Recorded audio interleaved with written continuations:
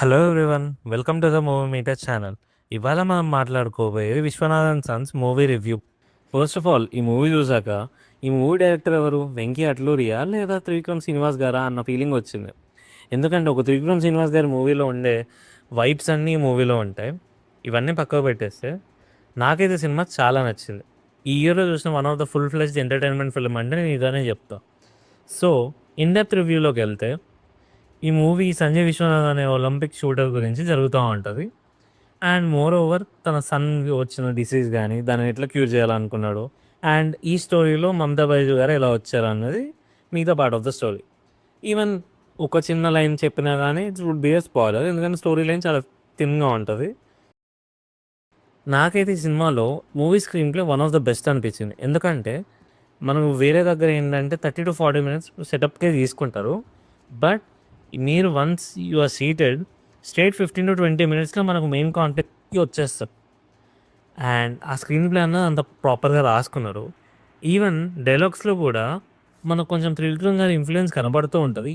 Like initial movies of Venky Atlee గారు కూడా dialogues పైన చాలా హెవీగా డిపెండ్ అవుతుండే. మేబీ దానివల్ల కూడా కావచ్చు. బట్ ఈ మూవీలో డైలాగ్స్ కొంచెం త్రివిక్రమ్ గారి స్టైల్లో సిచ్యువేషనల్గా చాలా మీనింగ్ఫుల్ అండ్ డెప్త్తో ఉంటాయి. అలాంటి డైలాగ్స్ కొన్ని చోట్ల మనకు బాగా కనపడతాయి.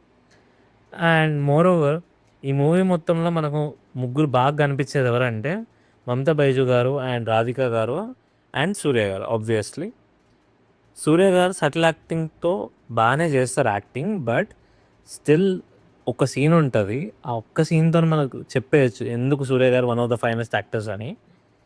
అండ్ మమతా బైజు గారు మ్యాడీ అనే రోల్ ఆవిడ కోసమే చేసినట్టు చాలా అంటే చాలా పర్ఫెక్ట్గా పోర్ట్రే చేశారు. అండ్ మనం చూడగలుగుతాం ఒక 22 years అమ్మాయి ఎట్లుంటుంది ఇప్పుడున్న కాలంలో. And more over even Radhika గారు కూడా ఒక మదర్ రోల్ చాలా అంటే చాలా బాగా పర్ఫామ్ చేశారు. అండ్ ఈవెన్ సీన్స్ బిట్వీన్ మనం ఈవెన్ మమతా గారు అండ్ రాధిక గారి మధ్యలో కొన్ని సీన్స్ ఉంటాయి, లైక్ ఫన్నీ సీక్వెన్సెస్ ఉంటాయి, చాలా వరకు ప్రాపర్గా వర్కౌట్ అయ్యాయి. ఇంకా నెగటివ్స్ విషయానికి వస్తే నాకైతే మూవీలో music one of the negatives అనిపించింది. ఈవెన్ అక్కడక్కడ కొంచెం పర్లేదు అనిపించిన మోస్ట్ ఆఫ్ ద సీన్స్కి ఏదో ఫ్లాట్ మ్యూజిక్తో నడుస్తూ ఉంటుంది. అండ్ దానివల్ల అది ఉందో లేదో అన్న ఫీలింగ్ కూడా వచ్చింది మ్యాక్సిమం. అండ్ ఈవెన్ సాంగ్స్ కూడా మోస్ట్లీ డబ్ సాంగ్స్ లానే ఫీలింగ్ వచ్చిండే. ఒక నేను బటర్ఫ్లై తప్ప మిగతా అన్నీ ఏదో ఒక క్యాజువల్ డబ్బింగ్ మూవీకి ఉండే సాంగ్స్ లాగా అనిపించాయి. ఒక్కటి కూడా అంత ప్రాపర్గా connect కాలేం.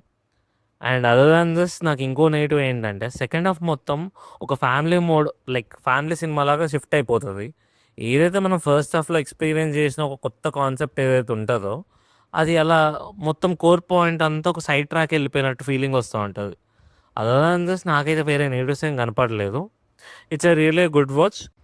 Go and watch this film in your nearest theatres. And that's it. Keep smiling. Thank you. Signing off.